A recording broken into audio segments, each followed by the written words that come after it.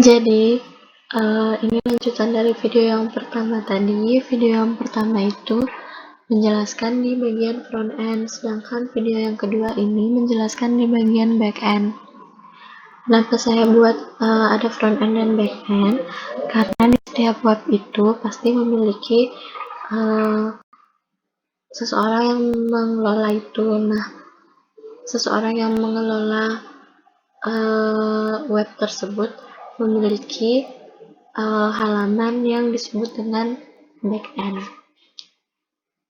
Jadi fungsinya backend ini untuk mengedit, menambahkan, menghapus segala data yang ada di bagian frontend. Jadi kita masuk aja langsung ke backendnya.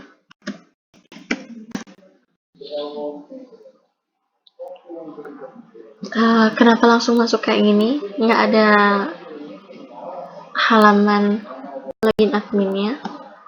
Jadi tadi saya sudah masuk tapi lupa nge-logout. Jadi seperti ini halaman login adminnya. Nah, di sini kita masukkan username dan password. Username-nya ada dua, ada admin sama user, passwordnya sama seperti username-nya. Kenapa ada dua? Pertamanya sih satu, hanya admin saja. Tapi saya tambahkan untuk ngetes di bagian sini. Apakah ini mau nambah atau bisa dihapus gitu, di bagian aksinya. Jadi ini halaman home-nya, admin level 1. Ini pelanggannya. Ini nama pelanggan yang udah melakukan reservasi. Ini bisa dicetak ya.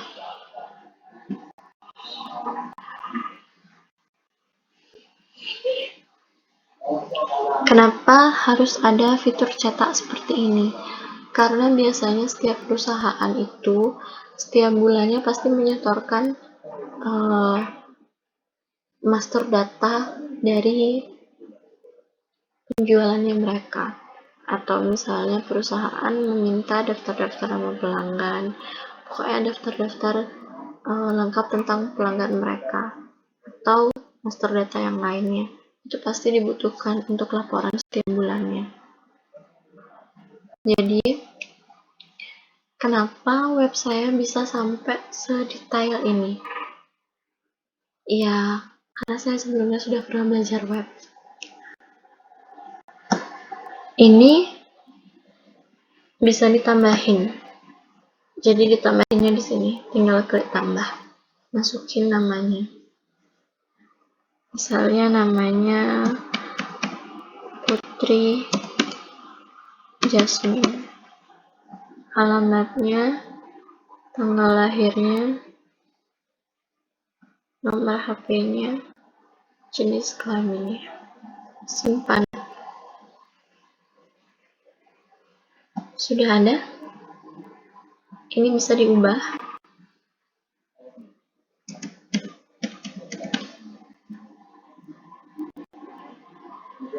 Lalu ini bisa dicari di sini.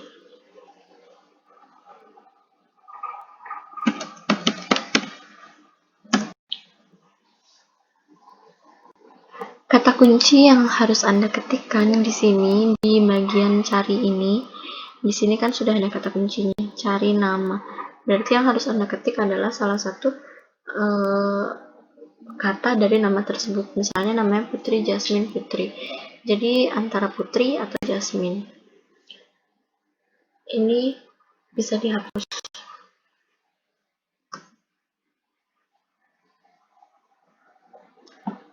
Lalu ini master data pengguna. Master data pengguna yang dimaksud di sini adalah master data yang mengelola di bagian user atau di bagian admin. Yang mengelola di bagian front end, data-data di front end itu yang mengelola adalah ini. Lalu di sini ada tipe transportasi, ada 3 ya, pesawat terbang, kereta api, kapal laut. Lalu di sini ada transportasinya. Ini nama-nama transportasinya, ini jumlah tempat duduknya, ID tipe transportasi, ini untuk mengubah, ini untuk menghapus, sama seperti di pelanggan dan pengguna. Lalu di sini ada rute. Nah, ini dia. Harusnya dari awal ini tidak digabungkan menjadi satu. Ini di sini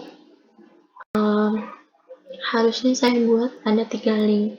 Di sini pesawat, di sini kereta api, lalu di sini kapal laut.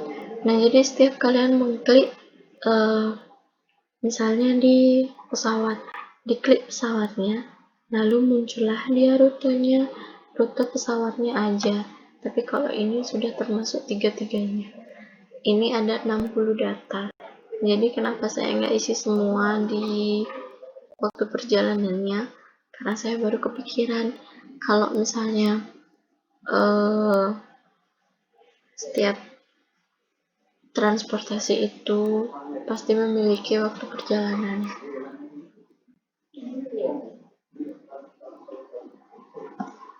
Jadi ini di bagian reservasi. Nama-nama siapa sajakah yang ada di master data reservasi? Nama-nama orang yang sudah melakukan reservasi dan membayar. Yang tadi itu kita melakukan reservasi atas nama Adinda Setiawati, reservasi 11 dan 12. Di sini yang sudah diverifikasi bayar valid itu adalah yang berwarna biru. Jadi yang ini, yang putih ini namanya belum diverifikasi atau dia belum mengupload bukti. Lalu yang berwarna abu-abu ini adalah verifikasi bayar ditolak. Jadi misalnya ini yang atas nama Adinda Setiawati, saya sudah cek tadi untuk mengecek apakah backend-nya ada yang error atau enggak, jadi saya udah verifikasi duluan. Jadi kita ambil contoh di nama yang lain, di Ananda Cahaya atas kode pemesanan reservasi 08. Sudah upload bukti tapi belum diverifikasi, jadi sekarang kita verifikasi. Dia sudah upload bukti bayar, dan ini kita verifikasi lalu diubah, maka verifikasinya akan berubah menjadi warna biru. Lalu jika kita menolak verifikasi bayar, maka ini diubah. Lalu verifikasi bayar ditolak, ubah. Maka verifikasi akan berubah warna menjadi abu-abu.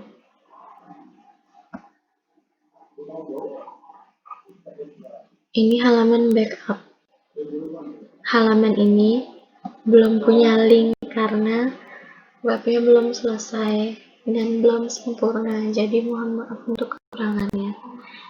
Nah, misalnya jika adminnya udah selesai kerja, itu harus di logout supaya besok yang menggunakan komputernya dia bisa login atas nama usernya sendiri. Jadi ini di logout. Kembalilah dia ke sini. Nah, sekian video yang saya buat. Jadi kalau misalnya ada kekurangan atau salah kata, mohon maaf. Terima kasih.